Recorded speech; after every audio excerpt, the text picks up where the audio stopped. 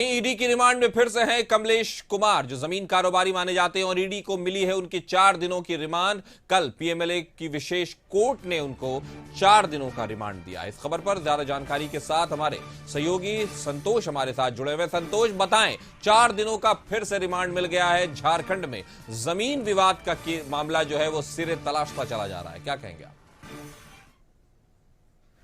देखिए, लगातार कमलेश कुमार जो जमीन माफिया है, छठे समन के बाद ईडी के समक्ष 26 जुलाई को हाजिर हुआ। उसके बाद ईडी के अधिकारी उसे गिरफ्तार कर लिए और 27 को कोर्ट में पेश किया गया और उसे कोर्ट में पेश कर रिमांड की मांग किया गया। और रिमांड मांगने के बाद कोर्ट के द्वारा 5 दिन का रिमांड शुरू में दिया गया। उसके बाद दूसरे बार जब 5 दिन का रिमांड समाप्त हुआ, उसके बाद फिर पेश किया गया और 5 दिन का फिर से रिमांड मिला। फिर कल जब रिमांड अवधि समाप्त हुआ, उसको कोर्ट में पेश किया गया और ईडी के अधिकारी के द्वारा फिर से रिमांड का डिमांड किया गया और फिर 4 दिन का रिमांड ईडी को मिला है। और इस कई मामले में जो कमलेश जमीन माफिया है, उसमें चाहे वो काके के सीईओ हो, सीआई, दोनों से पूछताछ हुआ है। तो कई तथ्यों का इस पूछताछ में कमलेश के द्वारा बताया जा रहा है। उसके बाद क्या काके सीईओ को पूछताछ के लिए ईडी बुलाती है, अब देखना होगा, क्योंकि लगातार पूछताछ का सिलसिला है।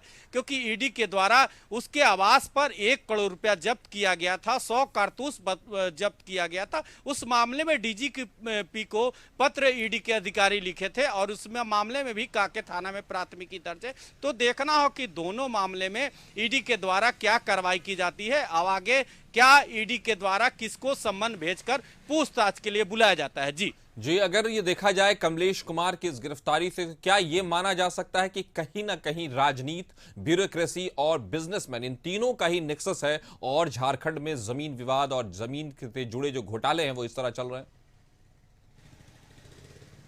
देखिए, बिल्कुल, क्योंकि कई तस्वीर, चाहे वो बाबूलाल मरांडी के साथ कमलेश कुमार का तस्वीर वायरल हुआ था, उसके बाद पूर्व मुख्यमंत्री चंपई सोरेन के साथ भी तस्वीर वायरल हुआ था। तो कई लोग इसमें सफेद पोश और कई बिजनेसमैन शामिल है। कई अधिकारी का भी उस जमीन माफिया कमलेश के जो जमीन में अवैध कब्जा किया, उसमें कई लोगों का हाथ है। तो ईडी इस मामले में जांच कर रही है। अब देखना होगा कि कई लोगों को इसमें सम्मन कर ईडी पूछताछ के लिए बुलाती है। जी, तो अगर ये माना जाए संतोष के ईडी ने जरूर बुलाया है कमलेश कुमार को, 4 दिन की उसको फिर से रिमांड मिली है, लेकिन मसला यह है कि रिमांड तो मिल रही है, लेकिन जिस तरह से नेक्सस हम देख रहे हैं, जो अभी भी मैंने आपसे कहा, तो कहीं ना कहीं ये झारखंड के लिए और झारखंड के विकास के लिए, युवाओं के रोजगार के लिए एक बड़ी चुनौती के रूप में उभर रहा है।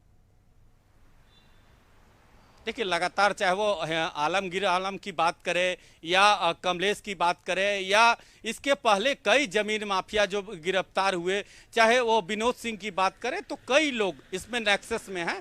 तो कई लोग जमीन के कैसे आदिवासी जमीन को जनरल बनाकर बेचते हैं, तो पूरा बड़ा नेक्सस है। चाहे वो उसमें सफेद पोश हो, चाहे अधिकारी हो, कई बड़े पहुंच वाले हैं, चाहे अपराधी हो, चाहे उसमें कई लोग हैं। तो अब ईडी इस मामले में तह तक जांच करिए। मनी लॉन्ड्रिंग मामले में इस पर केस दर्ज हुआ है और इस मामले में अब देखना होगा कि ईडी किन लोगों को सम्मन कर पूछताछ के लिए बुलाती है। चाहे इसके पूर्व में भी कई लोगों को पूछताछ की है, तो इस मामले में कई थानेदार के पूछताछ भी हुआ है, कई अधिकारी के से पूछताछ हुआ है। तो देखना होगा कि इस नेक्सस में कई लोगों को फिर से क्या ईडी सम्मन कर पूछताछ के लिए बुलाती है। जी, तो झारखंड में जहां जमीन शब्द आता है वहां ईडी का समन याद आने लगता है। कहीं ना कहीं झारखंड में ईडी के जमीन के मामले में ईडी बहुत ज्यादा एक तरह से देखा जा रहा है कि वो लगी हुई है, और जमीन घोटाला जिस तरह से झारखंड में हो रहा है और उसके माफिया जिस तरह से मिल रहे हैं संतोष, वो कहीं ना कहीं ये बता रहा है कि स्थिति बहुत असंतोषजनक है। हमारे साथ जुड़ने के लिए आपका शुक्रिया। खबर पर नजर बनाए रखें।